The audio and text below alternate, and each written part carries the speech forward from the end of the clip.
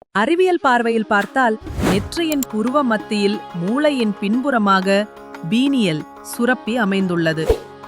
இந்த சுரப்பி நமது உடல் செயல்பாடுகளிலும் முக்கியமாக உறக்கத்தை கட்டுப்படுத்தும் ஹார்மோன்களை உருவாக்குவதிலும் பெரும் பங்கு வகிக்கிறது. புருவ மத்தியில் திலகம் அல்லது குங்குமம் அணிவதால் இந்த சுரப்பி தூண்டப்படுகிறது என்று சில ஆய்வுகள் கூறுகின்றன.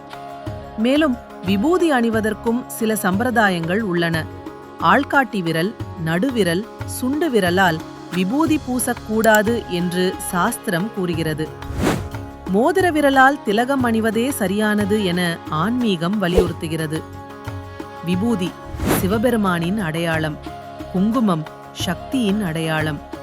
அதனால் திலகம் என்பது ஒரு அலங்காரம் மட்டுமல்ல, அது மன அமைதி, ஆன்மீக ஆற்றல் மற்றும் தன்னம்பிக்கையை அதிகரிக்கும் ஒரு மரபு. நன்றி, வணக்கம்.